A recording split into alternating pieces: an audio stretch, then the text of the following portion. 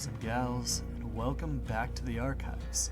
I'm your host, Nick Nightmare, and today I'll be guiding you back through the realm of Dead by Daylight.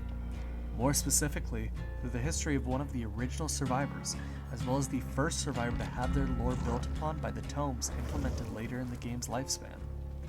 This is Claudette Morel. Claudette Morel was a mostly average girl from Montreal, Quebec, in Canada.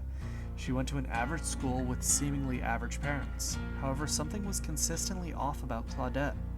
She had always had trouble in school, not able to keep up with the teaching offered to her, and not able to connect with the other children at her school. Her parents would ask her about what she learned or who she had played with at lunch, and every time they would ask this, Claudette would hang her head and go quiet, not wanting to admit to them that she had no friends to play with at lunch. Her grades were suffering under the teaching she was currently under. The teachers, instead of helping her, telling her to get her head out of the clouds, or calling her slow-minded and airheaded. However, things began to change when her father learned about Claudette's special interests in bugs. He began to realize that Claudette was not like the other kids. She was special. He began teaching her about great scientists just like her, starting with a man named Darwin, who, like her, used to collect things such as bugs and plants.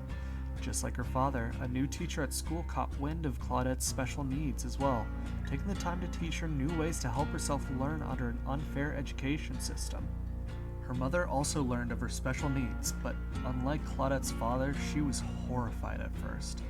She begged Claudette's father to get her a special needs counselor, an idea he was sorely against, as he felt all it would do is hurt her more, alienating her more than she had been before.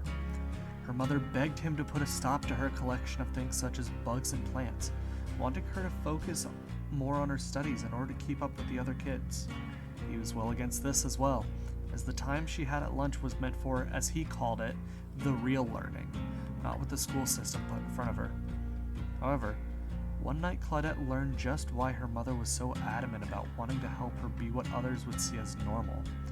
After overhearing yet another argument between her parents, I don't want her to be bullied like I was.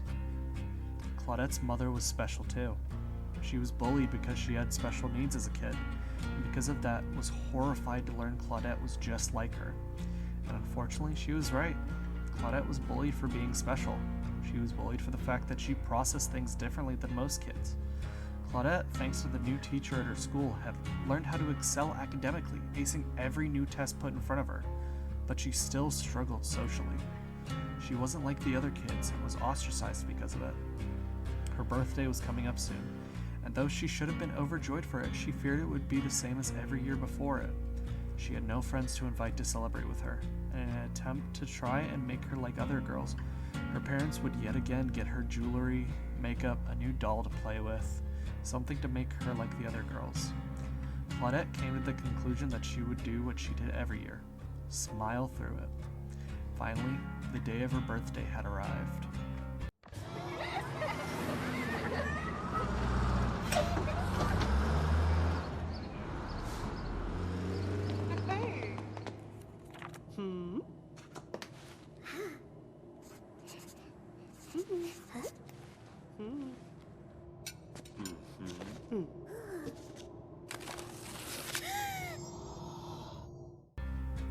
Finally, her parents had given her something she had always wanted: a biology lab kit. Her mother had accepted the fact that her daughter was just like her and encouraged her exploration into the field that interested her. This caused Claudette to begin exploring the world of biology and botany, propelling her education to all new heights. Her parents' much-needed encouragement eventually landed her an early scholarship, leading her to leave Montreal to pursue her interest in botany. Unfortunately, she still struggled with socialization, but her love of botany and her empathetic nature drew her to online chat forums under the screen name of Science Girl. There, she mostly responded to other people's posts with neat little factoids about botany and biology. However, after a long bus ride back home, Claudette made the unfortunate mistake of taking an evening stroll.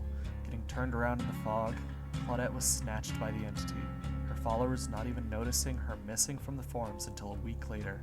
Claudette is unfortunately another example of behavior's early storytelling. But what her story lacks in complexity, it makes up for in the start of representation in Dead by Daylight. Claudette's lore heavily implies some form of autism without ever explicitly stating it. It shows the struggles that comes with it without ever framing it as a bad thing, instead shining a spotlight on a system that is not built for those with special needs. It does not frame Claudette as anyone other than a normal person who just struggles with some aspects of life. This is something that not only others with special needs can relate with, but anyone. Claudette is an effective form of representation in Dead by Daylight, and one of the first characters who had the opportunity to shine amongst the cast. Her perks shine with her, showing the empathetic connection Claudette feels despite her introverted nature, with perks such as empathy allowing you to, quite literally might I add, seek out those that are hurting, while the other two are examples of her knowledge of botany and her ability to take care of herself in the form of botany knowledge and self-care. Sadly, that's going to be the end of this video. I hope you all enjoyed yourselves. Feel free to like, comment, and subscribe, and hit the bell icon to be notified when I upload. And I hope to see you all in the archives soon. Goodbye for now.